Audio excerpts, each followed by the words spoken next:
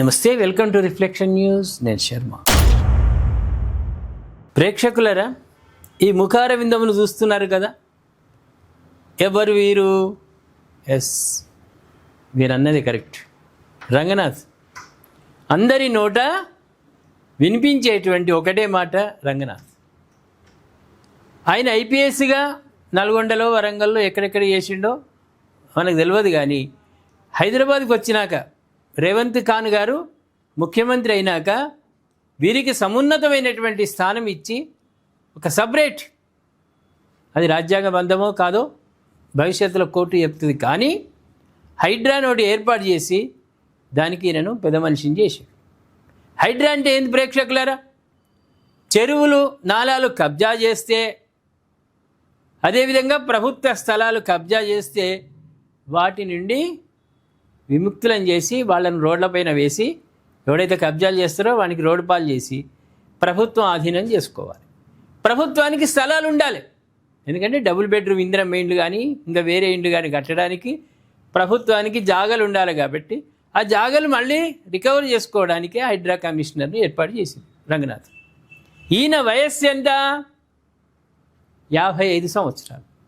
1970 October 22 Nalgonda జిల్లాలో వీరు జన్మించారు. 55 సంవత్సరాలు. కోర్టు ధిక్కరణ కేసులు ఎన్నున్నాయి? 63. వయసు కంటే ఎక్కువగా ఆయన కోర్టు ధిక్కరణ కేసులు సంపాదించుకున్నాడు. కోర్టు కూడా మెచ్చుకుంది. కోర్టు ధిక్కరణ ఒక కేసు అయితేనే ప్రధానమంత్రి, రాష్ట్రపతి అటువంటి వాళ్ళు భయపడతారు. కానీ నీవు చాలా మోనార్కు. నువ్వు రేవంత్ ఖాన్ గారికి బినామీ. నీకు ఎవరంటే భయం లేదు, మహిళలంటే భయం లేదు, ఆడపిల్లలు, బీదోళ్ళు, దరిద్రులు అంటే వాళ్ళ మీద జాలి లేదు. చిన్నపిల్లలు వచ్చి కాళ్ళ మీద పడి మా పుస్తకాలు ఉన్నాయి, పుస్తకాలు తెచ్చుకుంటామంటే కూడా కనికరించినటువంటి గుండె హైడ్రా. ఆ సిబ్బంది కూడా అట్లే తయారు చేసాడు. ఈయనతో ఉన్న సిబ్బందిని కూడా ఏమాత్రం కనికరం లేకుండా నిర్దాక్షిణ్యంగా అర్ధరాత్రి, అపరాత్రి లేకుండా నిద్రల నుంచి లేపి వాళ్ళ బిల్డింగులు, వాళ్ళు కట్టుకున్న గూళ్ళను కూడా కూలగొట్టినటువంటి గొప్పనైన వ్యక్తి. ఏ అవార్డు ఇచ్చినా తక్కువనే. భారతరత్న ఇంకా దానికంటే మించింది ఏదైనా భారత కేంద్ర ప్రభుత్వం ఆలోచించి ఇంకా సమున్నతమైనటువంటి అవార్డు ఇచ్చినా రంగనాథ్ గారికి తక్కువనే. ఒక రాక్షస వ్యక్తిగా చేస్తున్నాడు. కోర్టు అంటే సంబంధమే లేదు, ప్రజలంటే సంబంధం లేదు, ఏది లేదు, ఎవరేం చేస్తారు సార్, నేను మోనార్కును అనే స్థితికి చాలా ఎదిగిండు. దీంతో కోర్టు కూడా చివాట్లు పెట్టింది. ఇమ్మీడియట్లీ ఆయనను తీసేయండి, వేరే సీనియర్ మోస్ట్ వాళ్ళను ఆ కమిషనర్గా నియమించండి సిఎస్కు ఆదేశించింది, రాష్ట్ర ప్రభుత్వాన్ని ఆదేశించింది. ఒకసారి మనం వివరాల్లోకి వెళ్దాం, ఇది ఎందుకు వచ్చింది అనేది. మేడ్చల్, మల్కాజ్గిరి జిల్లా లోతుకుంట పరిధిలోని సర్వే నెంబర్ 1, 2లో ఉన్న 40 ఎకరాల భూమికి సంబంధించిన వ్యవహారం విచారణకు వచ్చిన సందర్భంగా రంగనాథ్ అఫిడవిట్ దాఖలు చేసిండు. ఆ భూమిలోకి హైడ్రా సిబ్బంది ప్రవేశించలేదని, ఎలాంటి కూల్చివేతలు చేపట్టలేదని అందులో పేర్కొన్నాడు.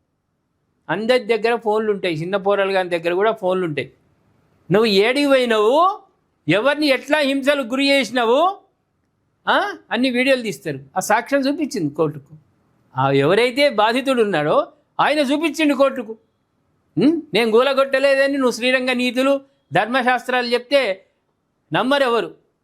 చేసేదన్నీ రాక్షస పాలన చేస్తున్నావు. రేవంత్ రెడ్డి దగ్గర శిష్యరికం ఉంది, నువ్వు బినామీగా తయారై నువ్వు చేసేది అదుపు లేకుండా ఇష్టారాజ్యంగా. అంటే ఒక రకంగా భాగ్యనగరంలో రేపు జిహెచ్ఎంసీ ఎలక్షన్లలో కాంగ్రెస్ను జీరో చేయాలని ఇద్దరు, అటు రేవంత్ రెడ్డి ఇటు రంగనాథ్ అనుకున్నట్టున్నది. జీరో చేయాలి, ఇక కౌన్సిలర్ మొత్తం వేరే పార్టీలు గెలవాలి, జీరో కావాలి కాంగ్రెస్.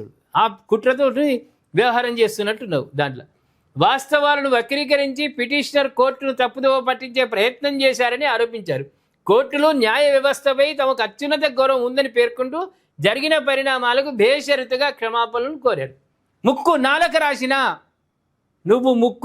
రాసినా కోర్టు ఒకవేళ క్షమాపణ ఒప్పుకుంటుండొచ్చు, కానీ భాగ్యనగరంలో, హైదరాబాదులో నువ్వు చేసిన విధ్వంసానికి ప్రజలు మాత్రం నిన్ను క్షమించరు.